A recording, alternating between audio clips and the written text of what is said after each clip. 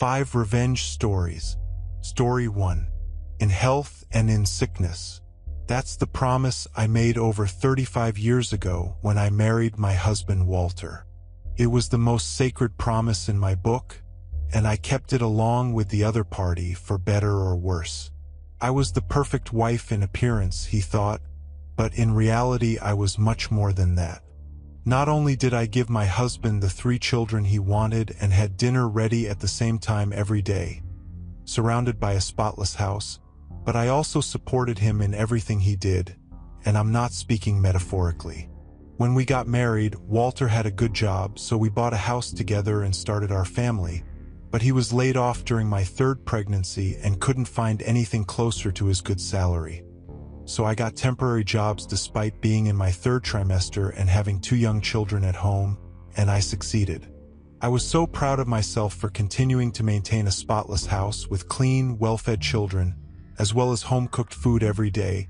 When Walter came back from looking for a new job, I was the kind of person who said that women today didn't know what it was like to fight like I did or what it meant to fight for your family and your marriage. And I was extremely humbled long after. My 3rd child was about 6 months old when Walter finally got something permanent, so I had to work a lot at that time.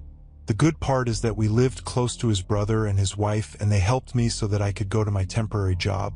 But we couldn't depend on them often. It seemed wrong to me. I should be taking care of my children as a wife, and we both breathed a sigh of relief when Walter got a new job, and I temporarily stopped working to concentrate on housekeeping duties once again. For many years after that, I thought we were the perfect example of what a marriage should look like. Our children grew into adults and started their own families. Walter and I became empty nesters, but we were fine until I was diagnosed with breast cancer. The change was almost immediate at that doctor's appointment. Walter stiffened, and I thought he was afraid of what might happen, but his stance was still reserved, even when the doctor told us that he had been caught early and that he was highly treatable. I thought he needed some time too. I needed support, but finding out I was sick probably affected me more than anything else treatment-wise. The doctors wanted to see how I reacted to the chemotherapy before recommending surgery. Getting a mastectomy just seemed so scary to me that I decided not to tell my kids for a while. They didn't live nearby, and I felt like my husband was more than enough support. I felt better keeping things to myself until I recovered, and bad news should always come with some good news. Walter came to the first appointment and seemed worried, and it was quite impressive. I thought he had accepted the situation and was ready to be by my side. But he avoided the next one. On the 3rd appointment, another person who was receiving treatment at the clinic said something strange to me. I looked up that information online, and many women on the forum said the same thing, and I couldn't believe it, but my gut told me it was true. Supposedly, husbands were very likely to leave their wives. After a cancer diagnosis, I wanted to deny it. Walter would never do that. But when he missed other appointments and could barely look at me after my vomiting bouts at home, I knew women just know. It wasn't long before Walter left me with just a little note saying he couldn't do this more because I hadn't signed up for it. I guess in health and sickness it only counted when he was the sick one. We had been in good health for many years, but I had taken care of him through colds, fevers, and everything else. He wasn't willing to help me in return after all those years of marriage. I thought about telling the kids, but I just couldn't do it. Even when the divorce papers came in too quickly, I started to think that he was preparing to leave me before my diagnosis. But the divorce was just the tip of the iceberg. Walter wanted everything for himself. I went to my lawyer and found out that our house, which was mostly bought with my money for the down payment, it was only in his name. Everything else was also in his name. I had a separate account but had almost nothing. I never knew I would need to separate my money from my husband. He also didn't answer my calls, and soon I saw his pictures with another woman on Facebook. I got sicker then, but I had no idea if it was because of my condition or the betrayal. I tried to call some other people. We had a small group of friends who were originally his friends. I had reached out to their wives. None of them answered either, and I understood the hint. They were cutting me off completely, and Walter had already moved out, and therefore they were also moving in with him. I didn't think about calling his family either. My brother-in-law Mariano had always been kind to me, and his wife had a beautiful soul. but I thought they would take their share. She was alone and definitely didn't want to involve the children. While the situation got more complicated, I was considering what to do for hours every day. My lawyer told me to fight because no judge in the world would allow this injustice. He insisted on playing dirty and trying to find evidence of Walter's infidelity to take everything away from him. But I didn't want a long, drawn-out fight. It didn't feel good either. Not for him, but for me. I kept thinking that I must be the best person and let him go, except that I found some evidence that Walter had deceived me before he left in a hurry, and since we were still struggling over the division of the goods, he was still in our house. I found old hotel receipts and gifts that were not for me, vacations that we didn't take together, all with dates after he got that new job that led to his success. All my civility, love, and respect for him went out the door. I handed all that stuff over to the lawyer and he was sure it would ruin him, but I had a different plan in mind. I didn't want to give Walter any excuse to call me the crazy ex-wife. It shouldn't matter, but I wanted to make him look as bad as possible. The best way for that was to act as miserable as possible because we were suing each other. We had several meetings with the judge and I was getting worse and worse. My lawyer would be fighting for my rights, but when I was asked directly, I acted like a saint, lowered my voice and said that I wanted to settle things fairly and move on. I don't hold a grudge against my husband. Even Walter's lawyer was looking at me with a bad face. It took a while, but my plan worked. The judge denied almost all of Walter's demands and they gave me the whole house along with part of the savings, retirements, etc.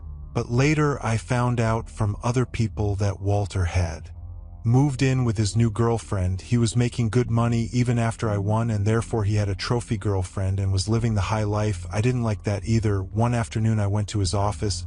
He had a reason to be there as some papers needed his signature. I could have done it through our lawyers, but hey, I got dressed and looked just as miserable as I did in front of the judge. The people in his office knew me, so they would definitely react like I said I was the perfect wife. She was always well presented. The looks I got when I walked in there were terrible, but they worked for my plan. Everyone probably knew we had divorced, but they probably had no idea I was sick, and by then I was already wearing a headscarf and face mask because the doctor had added more rounds of chemotherapy before deciding if we would go through surgery, and that helped the situation. Walter was furious when he saw me, but I told her I just wanted to get this over with. She signed and left, but not before stopping to greet her assistant. She asked how I was, and I told her things were difficult with my divorce and my illness. I told her chemo was more horrible than I had ever imagined, and I saw her face, confirmed that Walter hadn't said a word. He knew that everyone in the office, even maybe the entire building, would find out soon, and he didn't want to see the consequences. He just wanted as many people as possible to know what kind of person my ex-husband really was. A while later, I went to my brother-in-law's house with a big box. I had some things from Walter that I decided I should take to Mariano. He was more surprised than anyone by my appearance and asked me what was going on. "Rose, are you sick?" And I acted confused and said yes. "Ron, I have cancer. Didn't Walter tell you? He left me because he couldn't handle it." This is the first time I've said it, and so many words really to anyone. Ron couldn't believe it. His wife Guadalupe was just as indignant. But I told them I was better off like this, and I just wanted to give them their stuff and say goodbye in case I never saw them again. My ex-brother-in-law got angry with those words and said that you could see us whenever you wanted, you were family, and I thanked him for the gesture, but I also asked him to please not tell anyone because my children did not know and I wanted to get better before telling them anything. Guadalupe was not happy about that. She told me that they should be here with me. What if something happens and they can't travel here fast enough? I told her I was much better and I would tell you soon. Still, she offered to help at first. Guadalupe came with me to my last appointments, listened to me and comforted me when I cried because the doctor said the chemo was going well and maybe I wouldn't need surgery at home. She cooked for me and told me more about my ex when Walter told them about our divorce.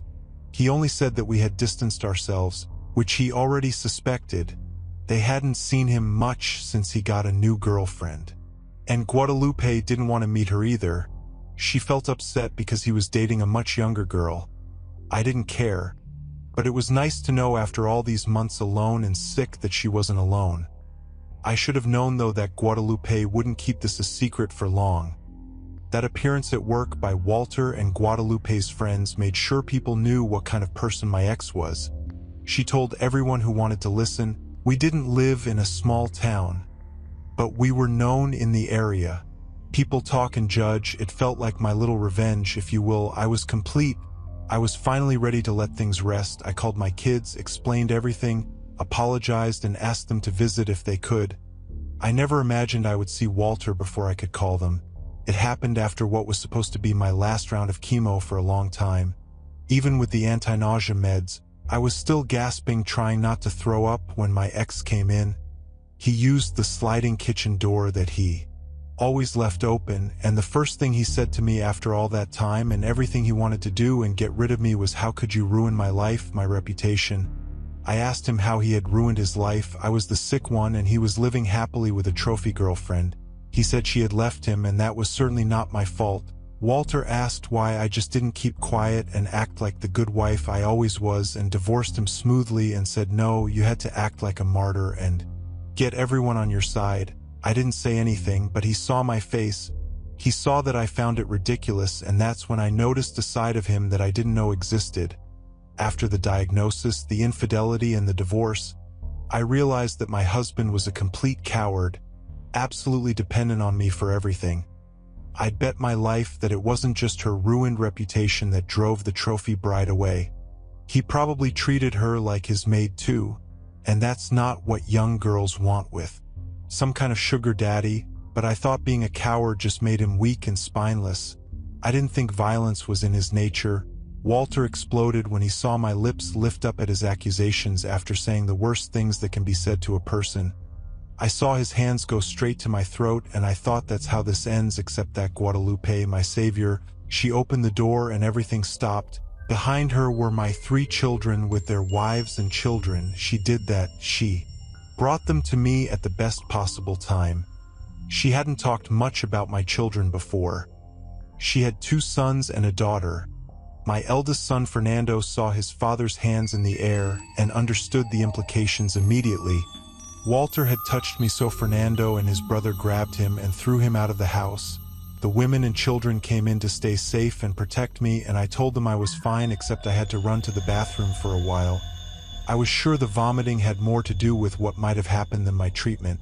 My ex-husband left, and everyone around us cut off contact with him forever. I got a little bit of reproach from my kids for basically keeping almost a year of my life a secret from them, but I was sick, so they couldn't do much. When the doctor officially told me I was in remission, my daughter Anna demanded that I move in with her, and I did. It was simply better to be closer to them. I have been happier in these last few years than I ever was being married. I no longer judge women or anyone who does not want to settle down. Marriage is not for everyone. Make your life as you want, and make sure you surround yourself with people you love and trust. It's often hard to know what that will be, but you need them. Telling the truth to Mariano and Guadalupe was the best thing I did at the time, and I will always be grateful that I spilled the beans to my children, as it seemed to save my life. I felt a huge weight coming off my shoulders when I finally moved into the new apartment. It was a little refuge where I could be myself, away from all the drama and stresses I faced at my brother's house. My friends were amazing in taking me in, and I was determined to return the kindness, making sure I was a supportive and positive roommate. I began to settle into my new life. My job at the pizzeria was going well, and I strived to be a reliable and dedicated employee. In my spare time, I engaged in activities that brought me joy and fulfillment. I started taking dance classes and discovered a renewed passion for music and movement. It was as if I was rediscovering parts of myself that had been suppressed for a long time. Over time, I made new friends and built a support network outside of my family. They helped me see that I was so much more than other people's opinions and judgments. I was strong, resilient, and worthy of love and respect, regardless of my weight or appearance. In the meantime, I kept in touch with my brother, but I kept some distance from Renata. I no longer wanted to be dragged into her drama and manipulations. Lucas understood and respected my decision, and our relationship improved considerably now that there was no longer Renata's shadow over us. As the months went by, I felt more confident and empowered than ever.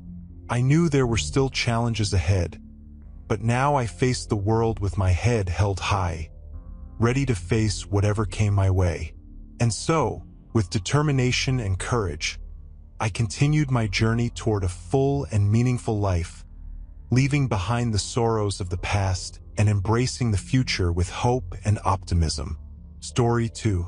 This is a crazy story, and you'll probably think I'm stupid for not going to the authorities about it, but my reputation is already ruined. Everyone who knew about the situation believed in him instead of me, so I had no choice but to get ahead of myself. I didn't know if things would turn violent, I didn't know what I was capable of, but it was the only way I could think, and sometimes I still can't believe I beat him. But let's go back to the beginning. I started dating my boyfriend Charlie about a year before the pandemic hit. Everything was going great. He was sweet, considerate, and a great problem solver. Exactly what someone like me, with a messy life, needed. I kept my focus, but I didn't know what was hidden beneath the surface.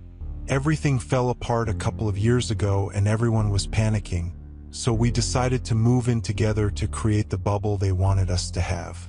We also thought it would be a good idea to save on rent and that sort of thing. I was lucky that my lease was due in 2 months and my landlord let me go without asking for the penalty.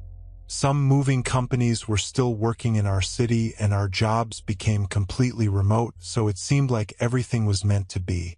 We set up our offices. Well, Charlie did it. He's the technician, not me. In hindsight, it was a mistake, but the spare room was our shared office. If one of us had a meeting, the other would retire for a while and work in the living room. I won't go into detail about our jobs, but Charlie had many more hours than I did. I would finish my things pretty early, earlier than I would on a regular office day, and then I would have more time to myself. I started cooking more, reading more, and exercising more, if you can believe that. My mental health was much better, but I had a feeling that Charlie wasn't doing so well. I told her to take more breaks. Her job seemed to demand more from her than before the pandemic, and that wasn't fair. She wasn't getting paid more or anything like that. I read a few things online about separating your workspace and your living space even when working from home. We had more money since we didn't go out and we saved on rent, so I bought him a new computer. Again, I'm not a technician, so I had some help from the guy at the store to buy the right gaming computer. I told him that when work was done, he had to go to our room and use that computer just for fun, if he still wanted to be connected. And he meant it. I didn't think I'd ever become that fastidious girlfriend, but it seemed to work. Charlie finally realized how things had changed. Before, I would bring him dinner to his work desk and he would eat without thinking. But then we started eating together and we really enjoyed ourselves. I watched myself work out with YouTube videos and we laughed a lot more. He also played more on his other computer. Sometimes I would spy on him and watch him laugh and enjoy. Our intimate life improved a lot, and I began to think that all the crazy things of a few years ago were the best thing that could have happened to us.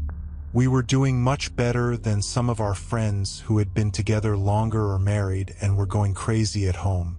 But I didn't know that Charlie wasn't having fun just playing games on his new computer that I had bought him. I was doing something different and something I should have noticed at the time. I didn't think much about it, but hindsight is everything. I think that's when it started. My friend Paula sent me a message one day asking me how everything was going for me. I told him that everything was going great because it was the truth. I was doing better than ever. She said, "Fine, but what about work?" And that confused me. The work was perfect and I told him so. She didn't ask anything else about it, but I think she had already figured out what I would only find out months later. Another time I should have been alerted to something strange was when Charlie was having a gaming session with his Discord on or whatever. I don't know how that works. I made sure not to go into the room when he was relaxing with games, but I needed my charger and it was only for a second. I was leaving when I heard something like, "It's the hottest. I can't believe you did." And that's it. I didn't hear anything else because I was used to compliments, especially from friends of my previous boyfriends. It wasn't unusual for me, so I knew it was best not to listen too closely. And it hurts me not to have done it, even though it wasn't necessary. That said, I was much more vigilant now, and this is where it starts.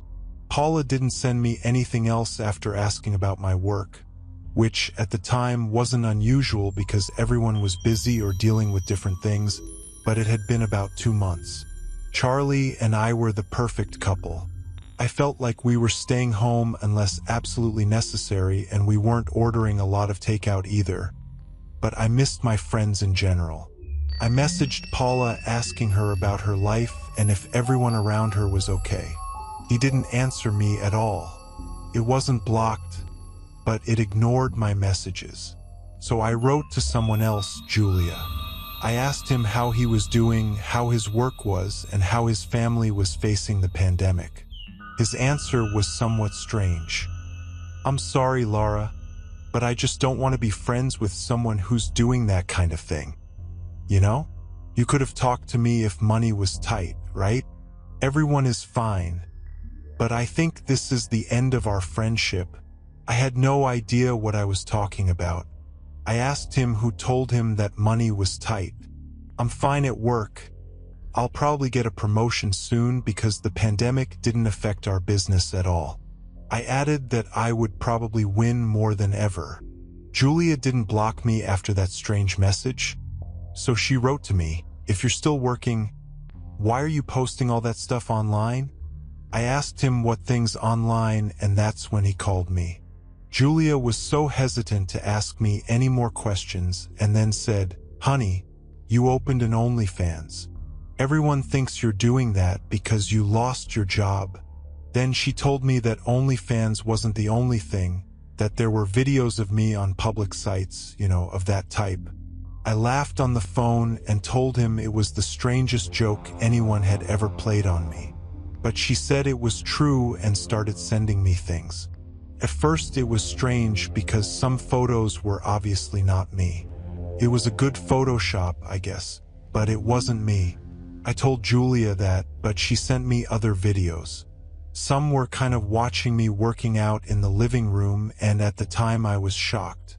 Of course, I knew we had cameras, but how did they get to the internet? There was another video of me cooking in my kitchen, except it was a whole shot of just my butt. When she finished showing me what she had, Julia asked me, "Lara, you're not the one posting this stuff, are you?" I definitely wasn't, and at the time I was crying and could barely feel my throat. There were pictures with my face and lingerie and bikinis that I had never worn in my life, let alone taken pictures of. But some of them seemed so real. I asked her who else knew about this, and Julia said, Everyone but you," and I went crazy.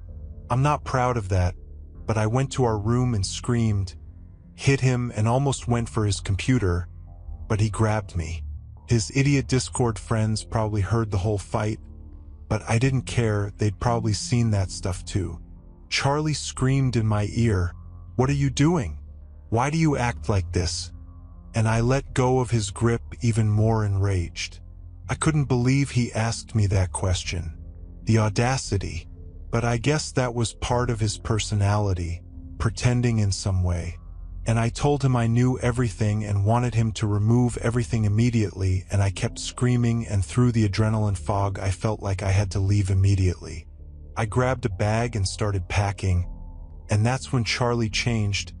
But again, looking back, I misunderstood him. I thought I was in serious trouble because he grabbed my face and looked me straight in the eye, telling me that I would not leave under any circumstances. I told him I was crazy if I thought I was going to stay with someone who had done something so crazy to me, but he laughed. I thought I was probably going to get out of there fighting, scratching, biting, fighting. I was ready for the fight of my life. But instead, he started laughing, and he wasn't angry, confused, or even pretending to be confused. He was relaxed as he said, "You're not leaving, you won't leave me, and you'll never leave me. You're mine again." I braced myself for the anger I thought would come or the threats of physical violence.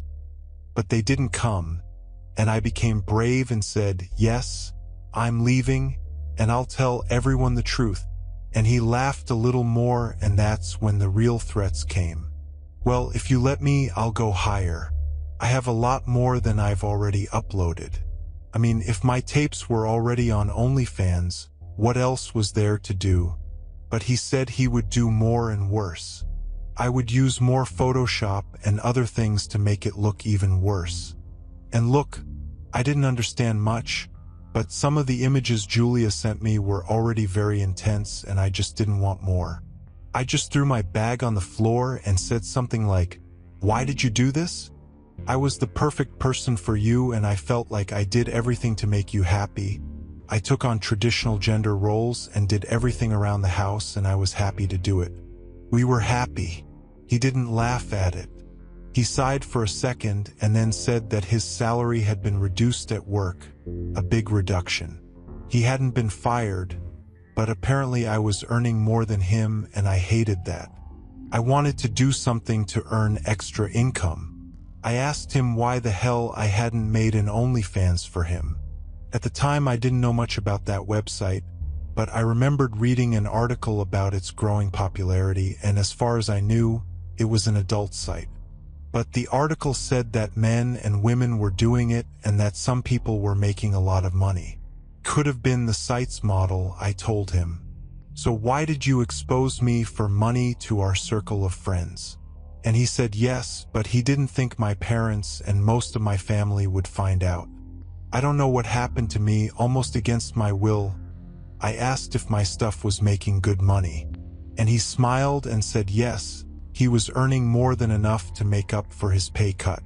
He asked if I wanted to see it, and at that moment I just felt numb. I watched as she showed me everything, and there was so much more than Julia had sent me. But much of it was retouched. What was real were images of my butt, breasts and feet. Disgusting. And there were also some adult videos of him and me, but Charlie explained something about those being extremely exclusive and very expensive. Not all subscribers could access the worst, only a few had bought them. "I'm sorry. I didn't understand much and didn't ask anymore. I'm sorry. I didn't know where my head was at the time. I felt so overwhelmed by everything I was seeing and hearing. I didn't know how to react, but I knew I had to do something about it. I couldn't let Charlie continue to exploit me like that. I couldn't let him keep threatening to expose more of me online. So I made a decision at that moment. I decided that I had to be brave and face the situation. I told Charlie that I couldn't go on living like this, that I couldn't continue to be part of his plan to make money at the expense of my privacy and dignity. I demanded that she remove all the images and videos of me that she had uploaded to the internet, and told her that if she refused, I would be willing to take legal action. Charlie became serious for a moment, but then he started laughing again. He told me that he couldn't force him to do anything and that he had a lot more compromising material that he was willing to use if I tried to do anything against him. I felt desperate. I didn't know what to do. I knew that if Charlie didn't delete all that content, my life would be hell. I could imagine the judgment and embarrassment I would face if my friends, family, and colleagues found out what was going on. So I decided I couldn't wait any longer. I ran out of the house and called the police. I explained the situation to them and showed them the evidence I had. I told them about Charlie's blackmail and implored them to help me stop it. The police acted quickly. They searched our home and confiscated all of Charlie's computers and electronics. He was arrested for extortion and illegal distribution of intimate material. It was a long and difficult process, but I finally managed to get all the images and videos of me removed from the internet. I also received therapy to help me deal with the emotional trauma I had experienced. Although it was a terrible experience, it also taught me a lot about the importance of standing up for myself and protecting my own dignity. I learned not to allow anyone to manipulate me or use me in that way ever again. After all this, I decided to take a new direction in my life. I moved to another city and started over. I focused on myself, my mental health, and building healthy relationships based on mutual respect and trust. Although I will never forget what happened, I am determined not to let it define me. I'm stronger than I ever thought I could be, and I'm determined to keep going and live my life to the fullest. Story 3. After a year of college, I decided that world wasn't for me.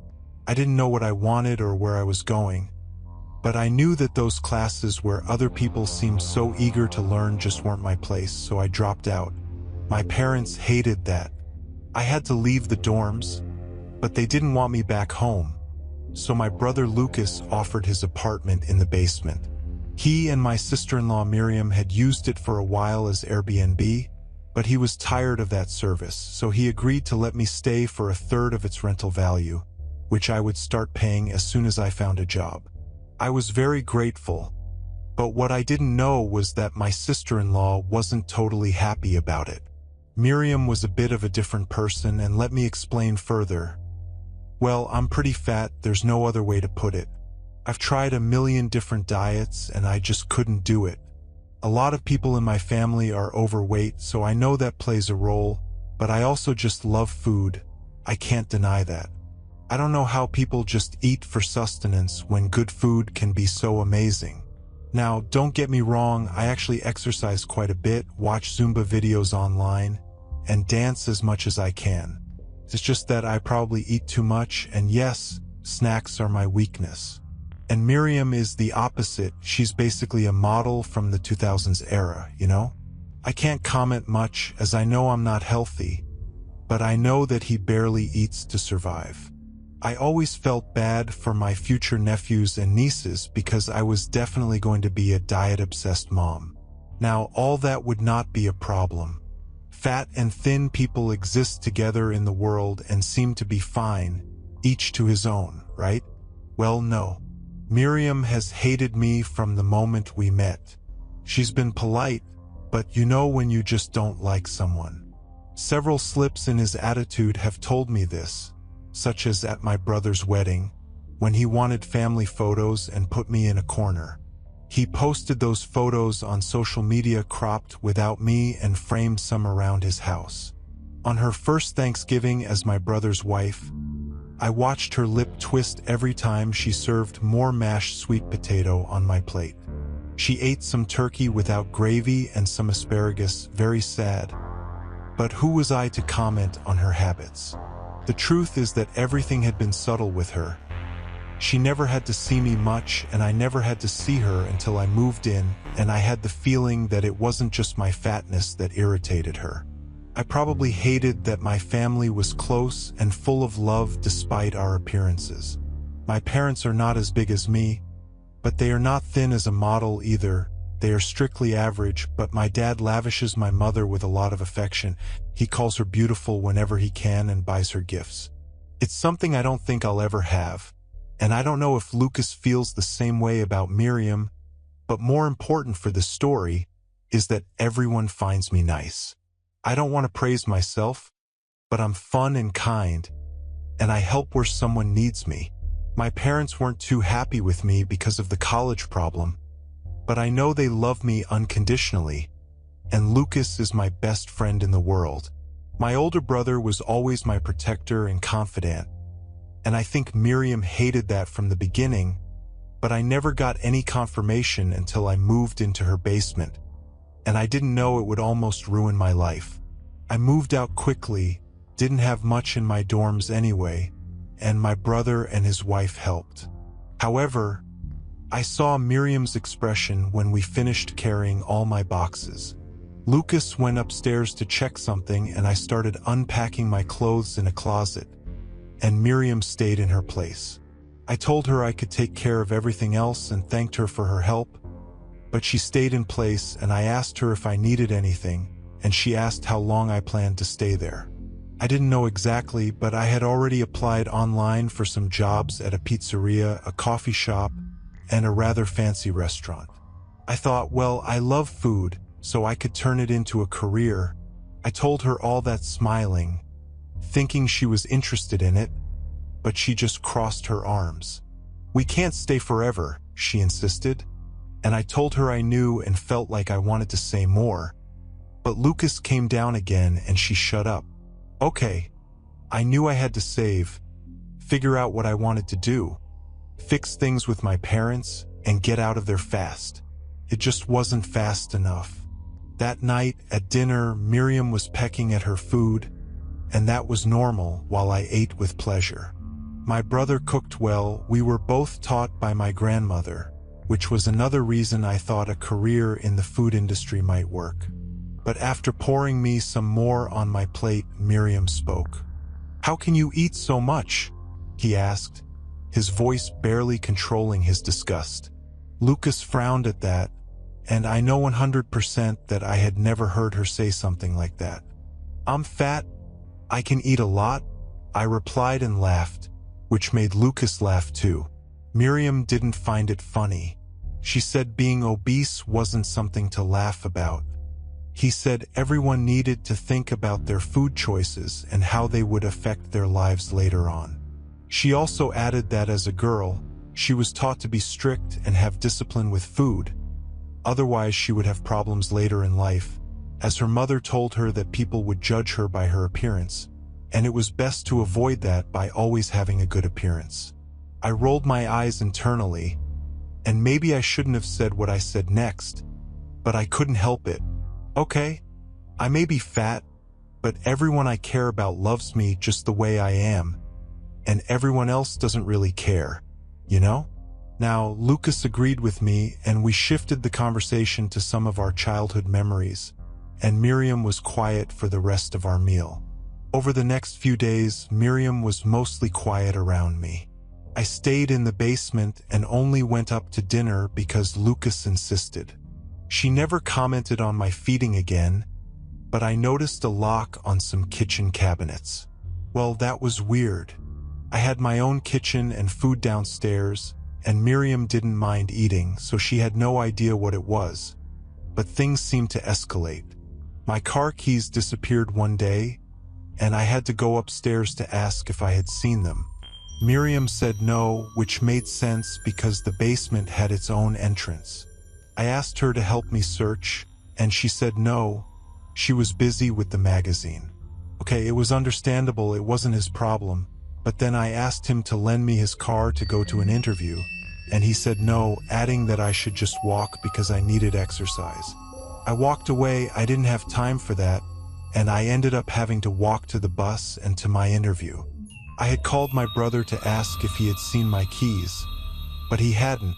So later I would need to retrieve the second set that was at my parents' house when they bought me the car. It had seemed safer to leave them there, but maybe it wasn't a great idea. And that's what I did.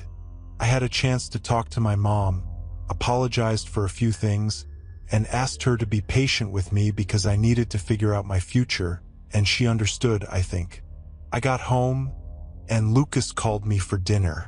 He smiled and gave me the keys. Apparently, he had found them in the flower gardens in the backyard. Well, that didn't make sense.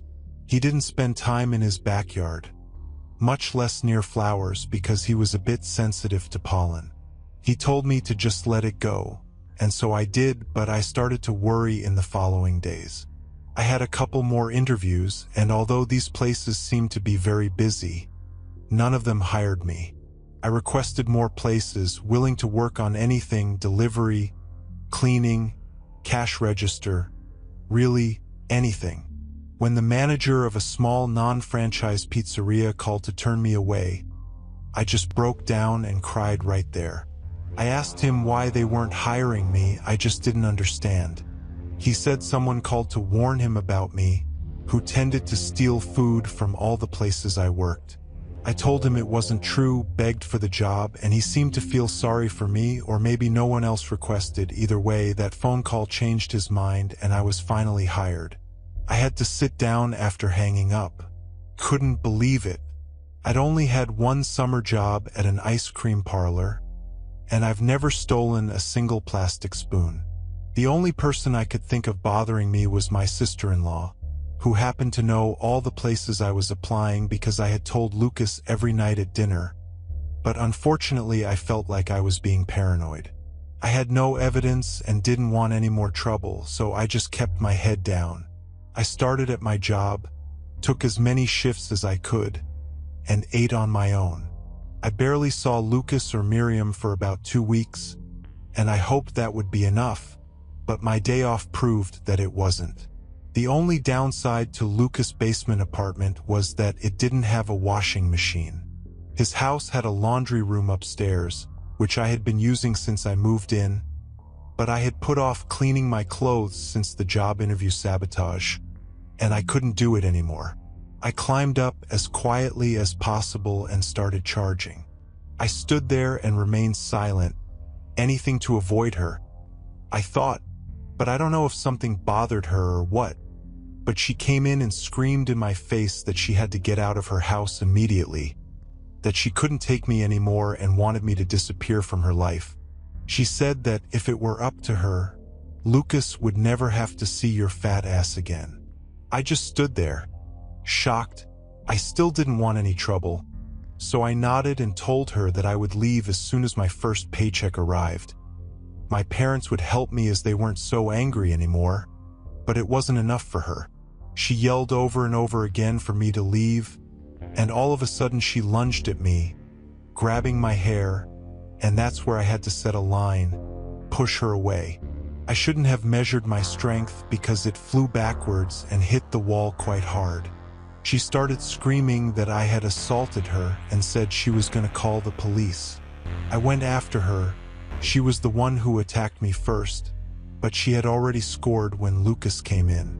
Fortunately, he had to witness this whole crazy scenario.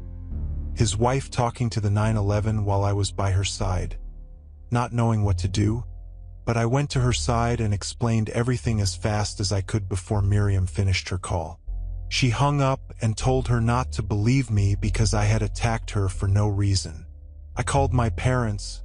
I knew I had to leave no matter what happens next. The police actually arrived a few minutes later, but my parents too. My dad went straight to the officers. As someone who had never had problems in my entire life, I was terrified, and I cried while Miriam kept lying about what happened in that laundry room. I knew Lucas wanted to defend me, but I hadn't been around and I didn't really know what to do. The cops didn't know what to think after hearing both sides of the story, but my dad convinced them to let us settle things between us, and they seemed to agree. Miriam demanded a restraining order at the time, but the cops just ignored her, and I'm so thankful that my dad was there. I whispered to my mother like a little girl that I wanted to go home with them, and they helped me pack. I don't know what Lucas was thinking, but he quietly took boxes to my car, and I just left without saying another word. I cried on my mom's shoulder that night because I didn't understand how anyone could play with a false accusation like that. I told her that Lucas's wife was a threat, and that I never wanted to see her again. I know I put her and my dad in a very difficult position, but I was done with Miriam, and if I had to eliminate Lucas from my life as well to avoid her, so would be. But after a few days, I realized that was exactly what my sister-in-law wanted. I wouldn't have been surprised if I had planned it for a while, wanting it to go up while Lucas wasn't home yet. I wasn't gonna let him get away with it, I thought. I called my brother and apologized for everything, and we had a heartfelt conversation. He asked me if I wanted to come back, but I didn't. I just told him I didn't want to lose him, no matter my relationship with Miriam, and he seemed relieved and very tired after all this. And after that, I decided to execute my revenge, which was nothing masterful or worthy of a movie. I became a huge presence in my brother's life. I went to his house for dinner every night, and sometimes my parents would come. She was loud, talkative, and more lively than ever. I ate even more, praising my brother's cooking. He would ask him out on the weekends, telling him to bring Miriam, of course, and she seemed to get further away every day. Not like a beautiful flower that matures and dies over time, but like a rat that eats poison and rots inside. In the meantime, I was doing great at work and saving money. I had enough for a small studio apartment, but I hadn't moved out of my parents' house yet. They were a good excuse to invite Lucas to more things, and I needed Miriam to somehow explode in public, and it didn't take long. On my dad's 55th birthday, my mom hosted a barbecue with our closest family and friends, and once again, I was the life of the party. I got into all the photos, made a little speech, talked to everyone, and tried to draw more attention to myself, including Lucas. He just knew she was furious, and she was just waiting. Now, don't get me wrong, I was tired of this too. It was social, but not so much. She wanted to move on, but also, deep down, she needed others to see the kind of person she really was. As the party was coming to an end, I decided to start picking up a few things and taking them to the kitchen. It was like the scene in the laundromat, but Miriam walks in again and walks up to me, but she wasn't screaming, at least not at first. Her eyes were so chilling when she told me that she knew what she was doing and how she had gotten away with my previous assault.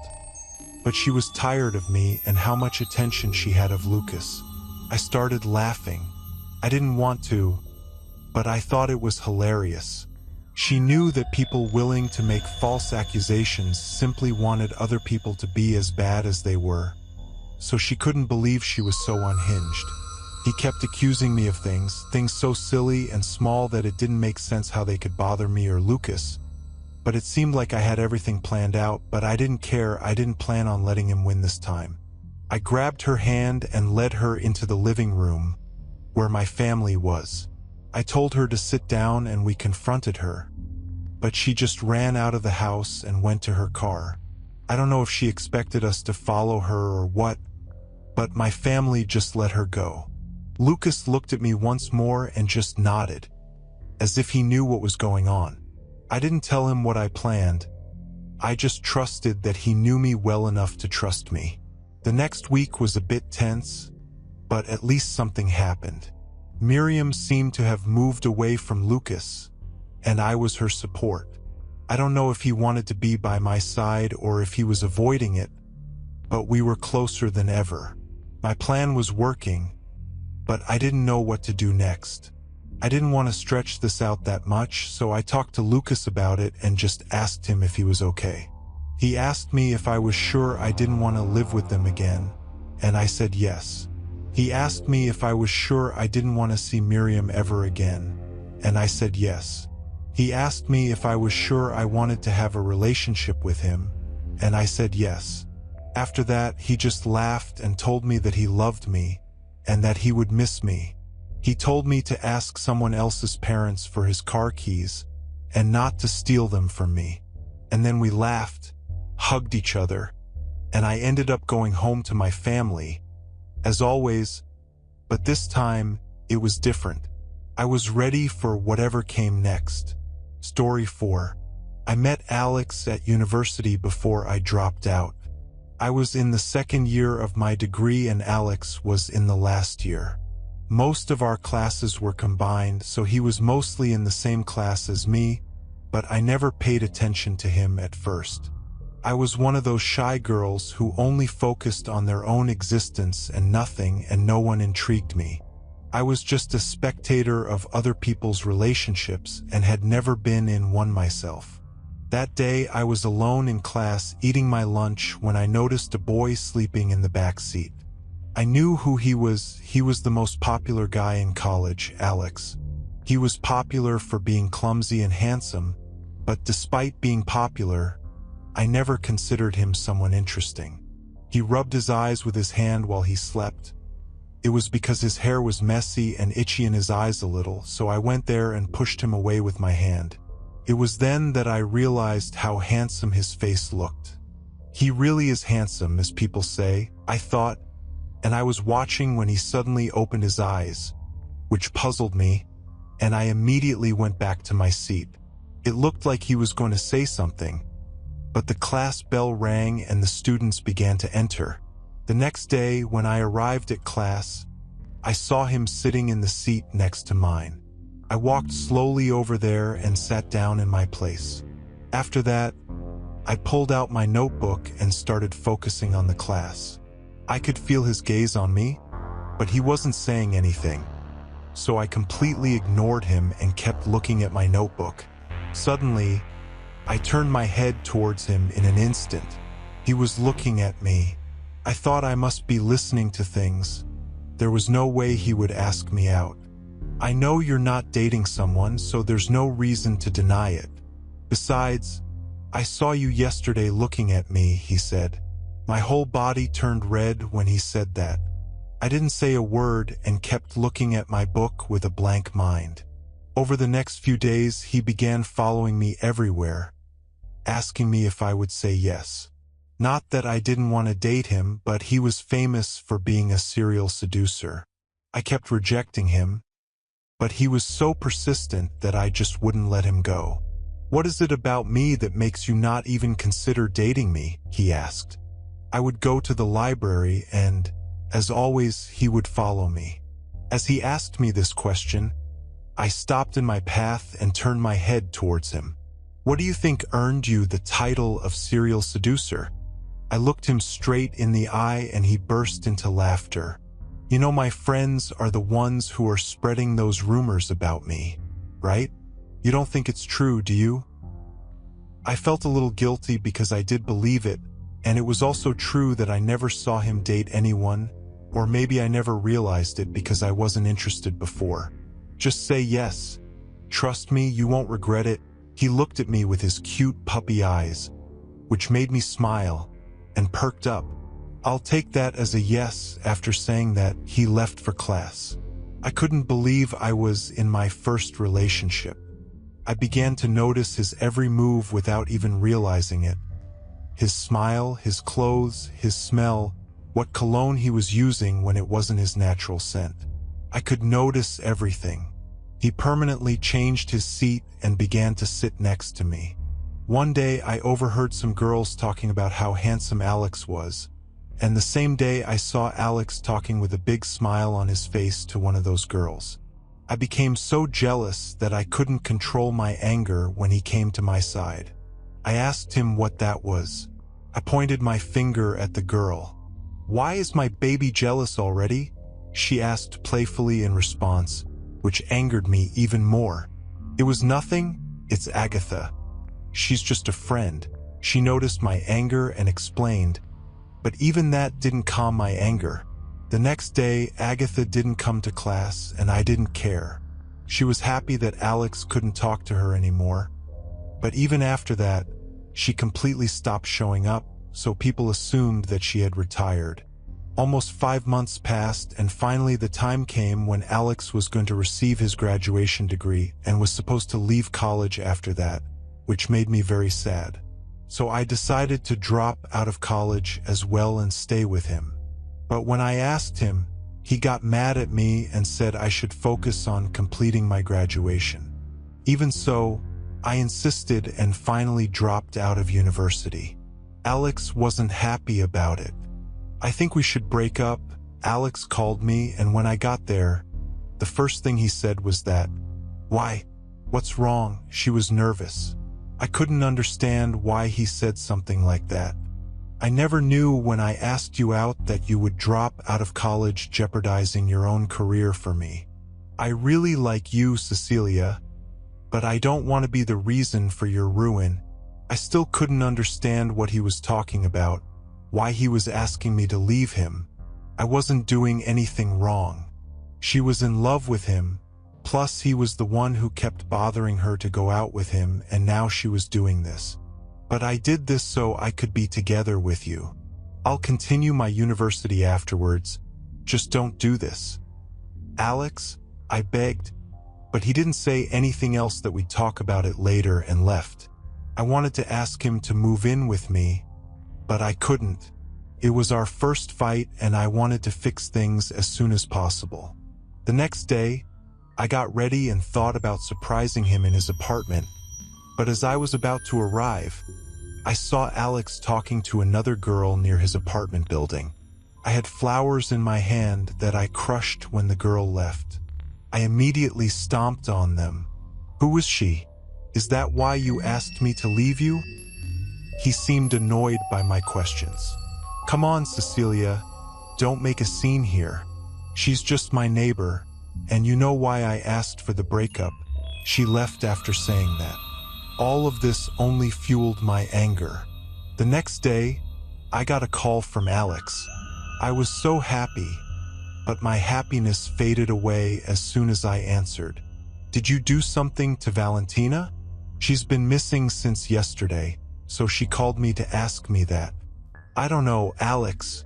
Why would I do anything to him? I disconnected the call after saying that. I suppose our fight was going to go on a little longer before we reconciled.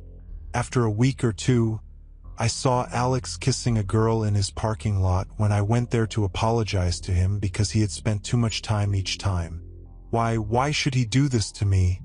I thought, feeling extreme anger and throbbing pain in my chest. But this time I decided to face the girl first and not Alex. As she was leaving, I stopped her on the way. I asked her why she was kissing my boyfriend, and what she told me surprised me even more. That Alex had started dating this girl too. I showed the girl pictures of Alex and I together, which I guess upset her as well. She wanted to confront him, but I asked her not to. You know what, let's forget about that cheater. He's done this to me so many times that I don't even want to see his disgusting, cheap face. Let's go to my house and have a little drinking party. She declined at first, but I'm a pretty convincing person, so I managed to take her with me. Wow, I never knew your place was in such an out-of-the-way area. He laughed when we arrived. I'm quite rich. I bought this place for myself and Alex, but I guess she'll never be able to see it now, I said as I unlocked the door, and as soon as we walked in, she started to get nervous. Why is it so dark here? It seems that I didn't let her finish her sentence and hit her on the head. I really thought she could get away with kissing my man. I dragged her to the secret room in the basement and tied her to one of the poles. I sat there waiting for him to wake up. After a while, when she woke up and looked around, I could see from her face that she was horrified. Oh, and the one tied to your right is Agatha, who tried to seduce Alex during college, so I did it like that. And the one who is tied to the pole on your left is Valentina. She has been here for almost a week. Oh, don't worry. They're alive. Barely, but alive. I laughed out loud and walked over to her. Please let me go. I swear I'll break up with him and cut off all contact with him. Just forgive me. Please. As soon as I removed the duct tape from her mouth, she began to babble. It wasn't something I hadn't heard from the other two. I just took out the cutter and started cutting off his mouth, which he kissed Alex from. The place was soundproofed, so their screams couldn't get out of there. After I was done with her, I messaged Alex. Let's meet. I guess it's finally time for us to break up properly. I was tired of his shit. I guess first love really is painful. Story 5. My name is Brianna, and I've always been a normal girl, with dreams and hopes like anyone else.